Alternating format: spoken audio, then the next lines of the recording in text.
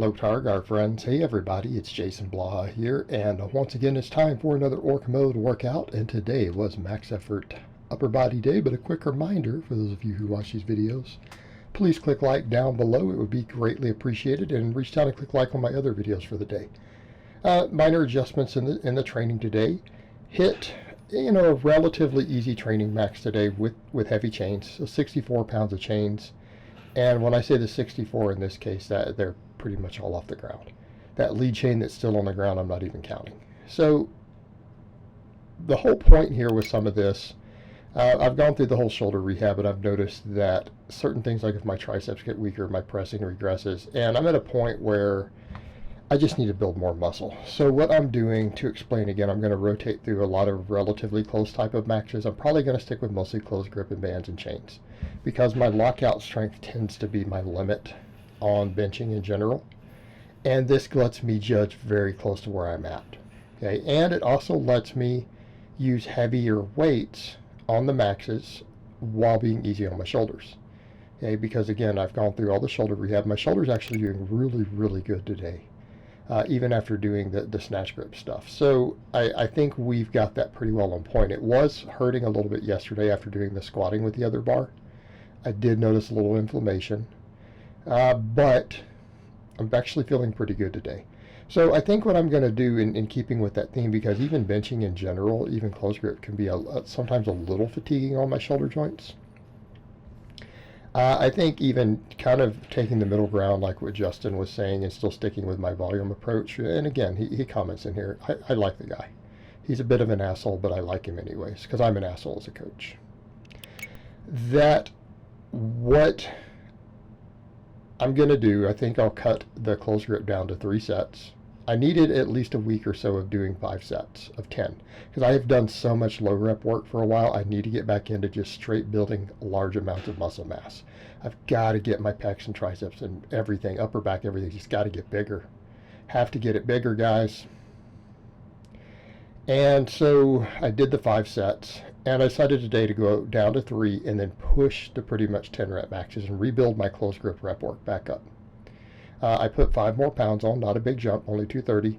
All my reps are paused. I'm like, if I'm only going to do 3 sets of 10, I need this to be quality. Paused reps, exploding hard on everything, doing it right. Because there's no room for junk volume with that if I'm going to do 3 sets. So everything's going to be paused, and I'm going to try to micro load this up. And this lets me extrapolate where my close grip is. If I do a bunch of close gripping like this for reps, and I rotate the max work to avoid overuse to some extent, it will let me get used to holding the heavier weights near the lockout again as I build back up.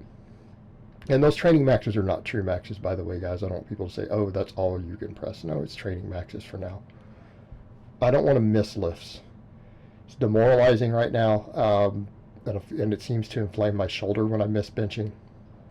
I don't want to miss any lifts. Just good, solid training maxes. I need to hit above 90%.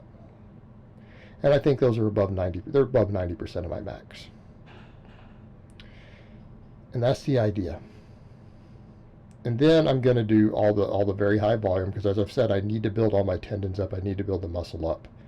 I've got a lot of hypertrophy work that I need to do. And yes, I understand there is no hypertrophy rep range, but I'm sticking with a lot of 10s for upper body and a lot of 20s for lower right now, outside of my maxes. But we max every single day, so that does balance out. So it's not exactly what people are thinking of, just volume training. We max every day, then we do a bunch of volume in the 10 to 20 range, and some of it a little higher.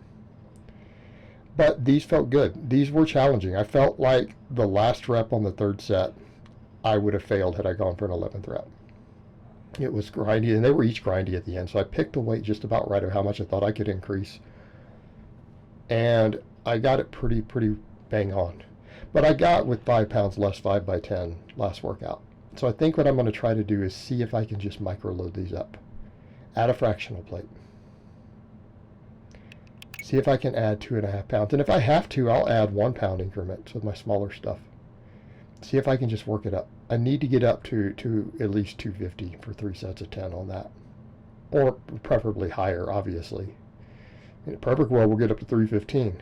Then I did my dips. And again, these are chest related dips. And something people have to remember, they always point out the not locking. You can't really lock when you're doing a chest dip. Because of the way it leans forward, you've got to go back into a tricep. I still get a lot of tricep work on these. I feel the lateral head of my tricep big time. But this is my main chest hypertrophy, and I want that stretch at the bottom, so I'm doing a stretch reflex type movement. The dips give you a stretch reflex in the pec. They're a tremendous pectoral builder. Some people feel they're an amazing tricep builder. I feel them more in my chest, but I'm even when I do a tricep specific versions, I feel a lot of chest. But in this case, I feel tons of chest, more than on the benching. So what I'm going to use to build my chest up. And the extra tricep work doesn't hurt, but I'm going to do 10 sets for triceps afterwards. So I'm not that worried because you kind of have to pick and choose on the dip. It builds both, but the protocol and method that you use is going to bias you more towards one versus the other. And some of it has to do with just the range of motion and the way we stretch on these muscles. That's a lot to do with why it does certain muscles. But I'm using at the end of my bars, so I'm at the widest point that my bars go. I'm focusing on getting the stretch reflex at the bottom and then exploding out of the bottom and contracting my pecs. And like I said, I get a tricep activation on it. I certainly feel triceps, but it's I feel the chest. And we got 11 reps on all these today. I decided, let me see if I can start working it up. I want to keep the weight the same. Like if I'm going to work on tension, even with the 10s on the close grip, I need to get progressive volume with the same weight on the dips. Because honestly, I mean, I almost feel like I could take the 45 off and replace it with a 25 to get more reps, just to make sure my pec tendons are getting enough total work, because the higher reps do help with that. And that's one of the reasons I'm doing that. I feel like things like pectoral tendon limit my benching. And I think that's been a factor for a long time. And we know I need more tricep, because again, I've got long arms. I choose to do closer grip in general, but I've got really long arms. I've got a 3-inch ape index. So I'm going to have more tricep than a lot of guys to bench. So triceps are going to be a big priority. I mean, a lot of pec early on here, and then a lot of triceps. Triceps are getting more total volume because these are both tricep exercises. Close grip benching and dips are tricep exercises. They just use a little more chest. So then I went back to my same thing I've been doing earlier of doing my underhand grip rows, but I decided, okay, I'm going to do 5 sets of these. I'm getting 10 sets of rows every week. I can do other movements for the upper back to get some variation because my shoulders feel healthy enough now to do so. This rowing and stuff and just removing all the overhead work has helped. I would love to be able to work overhead work in. I would love to be able to work the Olympic lifts in. I'm going to have to get my shoulders very healthy again to even consider that sort of thing. That's why the incline's been removed and all of that. So what are we doing here? JM press. And like I said last time, I feel a ton of tricep when I do this sort of JM press. It's also very easy on my shoulders. So it's closer to what guys like Eric Spoto use and some of the other guys like that, what Ben Pollock use. It's not the strict JM press that JM Blakely teaches, and I want to make that clear. He teaches a different version, and you know what? Both groups have been successful. And I kind of covered that last time of even his own words on it, that even if you do it wrong, you'll still get pretty good results. Well, there's some world record holding level powerlifters who do it the other way, like what I'm doing. And that's okay. I would say you can be flexible with a movement like this. But I am adding in the notes that some people will say, well, it's not a pure JM press. And I agree, and that's why I need to mention that. Because I agree. It is not the pure JM press the way that he teaches it. Okay. And I'll acknowledge that. And I think I have most of my lifters gravitate towards the way he teaches it. Some of my stronger guys like to do it the other way. That's okay. But I went up on the weight. I went up 7.5 pounds, or seven. Really, I just called it 7 today. Those extra clamps. So people are like, where'd you get that math? Well, we put another 5 pounds of weight on, and then those clamps are 2.5 pounds for those metal clamps. And we'll just count that for loading purposes. So 217, 5 by 10, relatively challenging. I want to get this up to 225. When I get to 225, I may or may not just try to increase reps, or I may try to just keep increasing weight, because I'm going to do higher reps on the axle bar rows on lower days anyways. And keeping in the theme with my low rep days being, or my lower body days being very, very high rep, I'm keeping with that theme, and I like it for the grip work. I feel like the very, very high reps with the axle bar do a lot for my grip, because you just have to keep holding on. It just destroys my forearms. My forearm pump on those gets tremendous. Whereas on these, I feel it all bicep and lat. And I mean, some people will argue that the supine grip may remove some of the upper back, but this is still a row. Rows hit upper back way harder than chins and pull-ups do. Okay, they hit it pretty hard. But it's what do I feel? I feel all biceps and lats. Okay, all biceps and lats. And that's okay. That's what I want out of this movement. That's what I want out of this movement. That's what I want it to do. But again, some of the sets on the JM presses, I was hitting the stupid J hook on the monolift. So I've got to kind of find my best position to do that. I do like using the monolift for this, just like the benching, because it lets me clear the J hooks easier. But I was hitting it on one of the sets, and it messed me up a little. But you know, I completed my 5x10. They were tough. Again, right up on limit sets for me with this weight at the moment. So I've got to rebuild this back up. I feel like my triceps regressed a little without doing stuff like the JM presses. And we'll get all that back on point. Again, a lot of it has to do with I was doing so much just heavy work, and it peaked me up and got me back to where I hit that 352 close grip again. Right? But I feel like some of that, the total volume versus the ability to recover from it, was starting to get compromised. I feel like my triceps might have regressed a little. So we're going to bring them back up and go back to hitting PRs. And I don't think it's going to take that long. I think as soon as I adapt back to all the higher rep work and my triceps come up, my pecs get bigger, I build all the tendons up, I think I'll bounce right back, and I think we'll see a 365 close grip bench. And I think we'll see it here in the first half of the year. Right? That'll be the goal. And I'm not going to set a time frame, hard time frame, but I think we'll see that. And I'm just going to try to do it all close grip. I might mess with the wide grip. If my pecs get a lot bigger from the dipping, let's say I prolong those out and my pecs grow, my wide grip might come up, or wider, meaning maybe pinkies on the rings, or even a medium grip, which is in between the two. But I'm going to mess more with close grip. You know what? It's a longer range of motion, uses more triceps. I need triceps. So again, we're going to do all this long range of motion stuff, because the idea is maximizing hypertrophy. That is what I'm going to do for pretty much the entirety of my training for a while. Everything's going to be about hitting training maxes to get the intramuscular coordination and stay good at maxing, and to have numbers to program a lot of these lifts off of. Okay, especially the lower body stuff, especially squatting.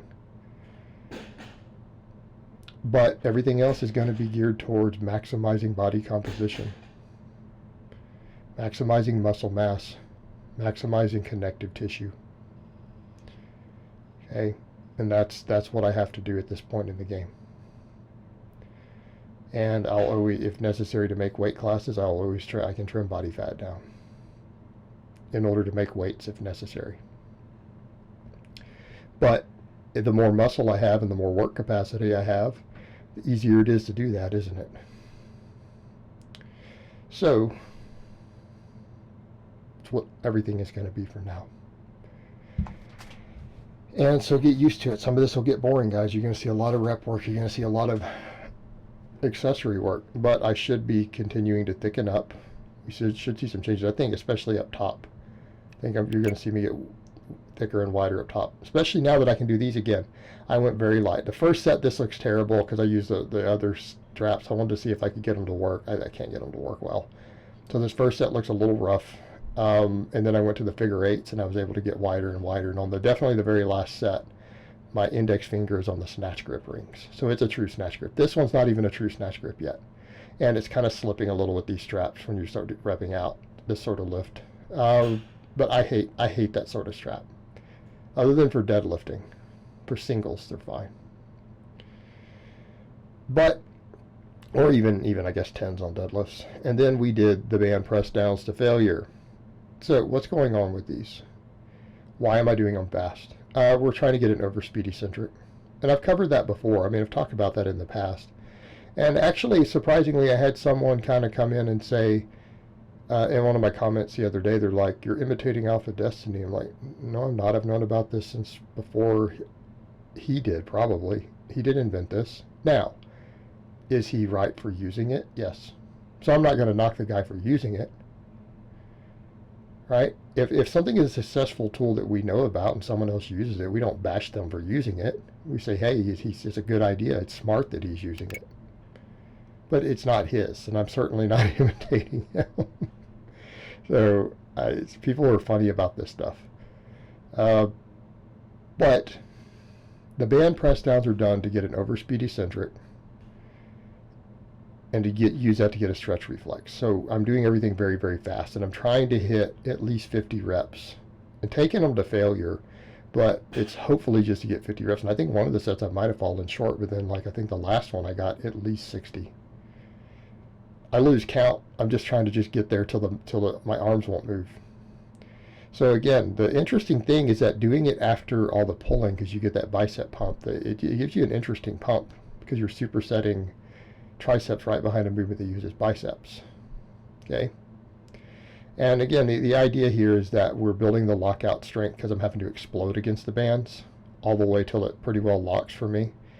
And then it reverses with the stretch reflex. So the micro tearing is pretty intense in the connective tissue. So you tend to get DOMs from these if you're not very, very careful. I've built up the workload on them.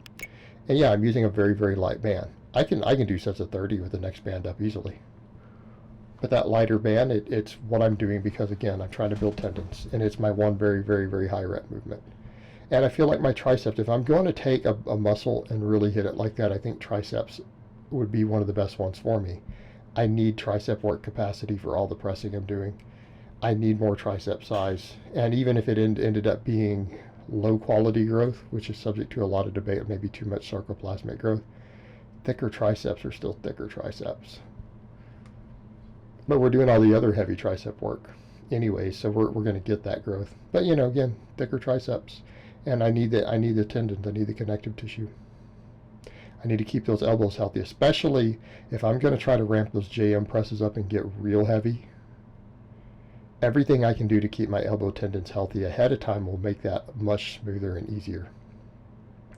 As far as the snatch grip hang pulls, happy with them. And yes, I know it was light. People are like, didn't you rep 225 on those for a while? I did.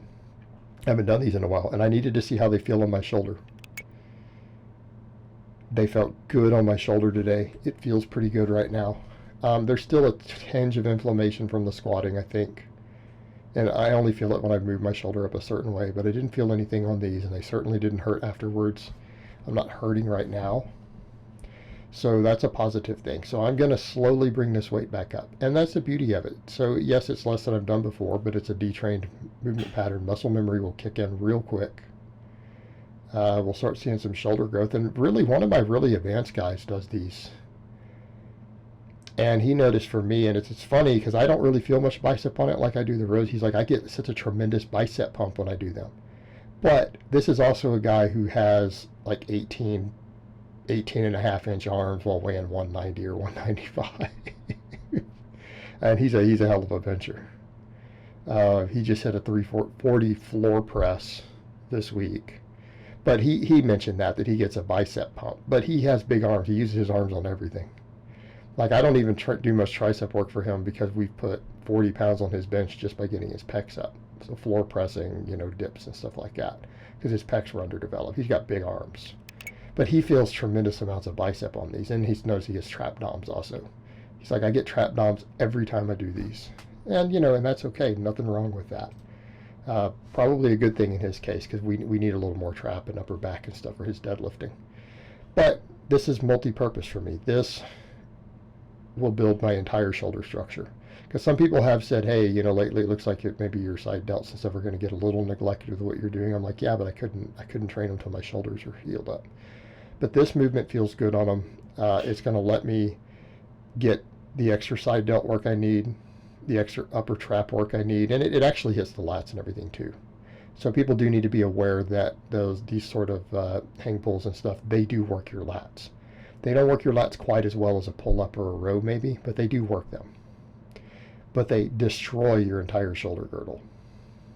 All three heads of the delt, upper trap, middle trap, everything And again, it's a nice power building movement. It's good for explosiveness. So I'm going to do more and more of this stuff over time like that. This is just one I'm adding back in as my shoulder health allows for it. So I'm pretty happy with today's workout. So I hope it has been informative, and I will talk to you guys next time.